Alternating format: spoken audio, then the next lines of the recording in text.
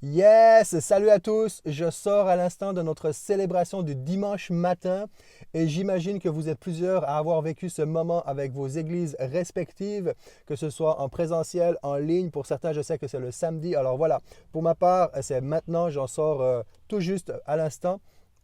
Hébreux 11, verset 22.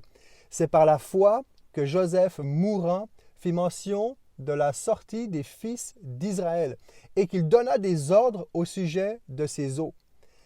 Entre Abraham et Joseph, entre le moment où Abraham a reçu la promesse qu'il deviendrait une nation nombreuse, qu'il hériterait d'une terre extraordinaire, et la vie de Joseph, il y a 200 ans environ qui s'écoulent.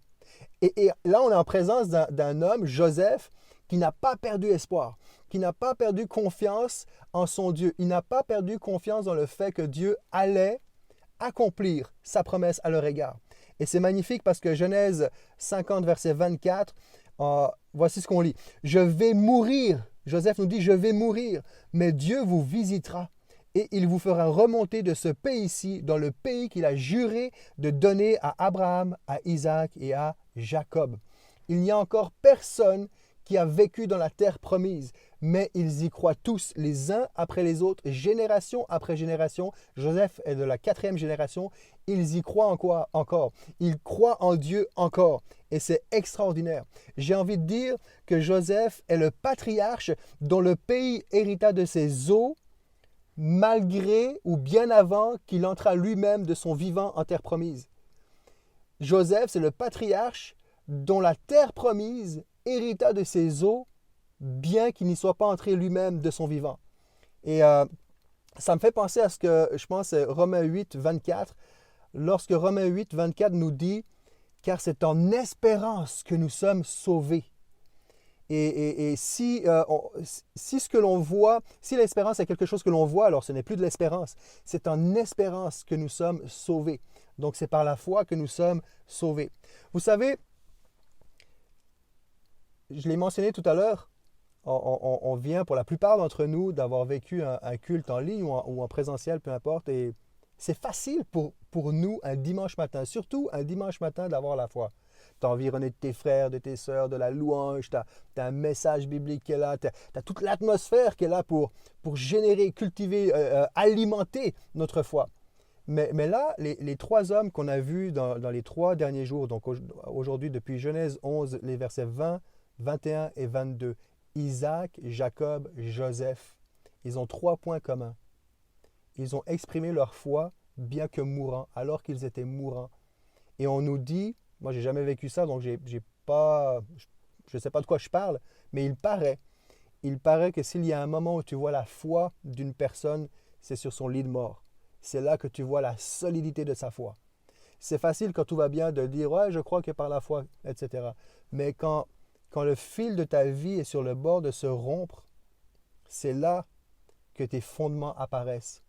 Et avec ces 3 hommes-là, alors qu'ils arrivent à la fin de leur vie, qu'ils sont mourants, il y a une foi. Ils ont eu des hauts et des bas, des bons et des mauvais coups dans leur vie, des hauts et des bas dans leur foi, mais au moment de leur mort, et c'est pour ça qu'ils sont inscrits dans la liste des témoins de la foi, eh bien, il y a une espérance solide, un témoignage solide qui émerge de leur vie et qui nous parle encore à nous aujourd'hui.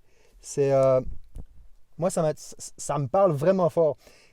Quelque chose que je réalise, c'est que remarquez que les 3, ils ont transmis quelque chose avant de mourir, à leur génération, à leur progéniture, à leur postérité.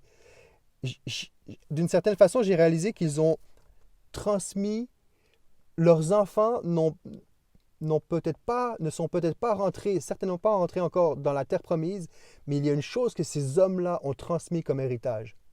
Ils ont transmis un héritage de foi. Et leurs enfants, si on regarde, Jacob n'est pas entré dans la terre promise, Joseph n'est pas entré dans la terre promise, mais les uns après les autres, ils ont transmis quelque chose les uns aux autres, et ainsi de suite.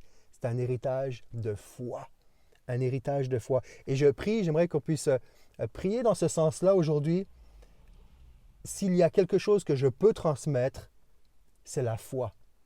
Je ne peux pas encore me projeter ou forcer d'être dans la vie éternelle parce qu'on est encore sur cette terre et Jésus n'est pas encore revenu, voilà. Mais il y a quelque chose que je peux transmettre, c'est un héritage de foi.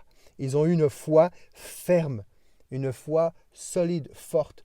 Je termine avec ce passage où ces personnages, ces patriarches font directement écho à Hébreux 11, verset 13. C'est dans la foi qu'ils sont tous morts sans avoir obtenu les choses promises, mais ils les ont vus et salués de loin, reconnaissant qu'ils étaient étrangers et voyageurs sur la terre.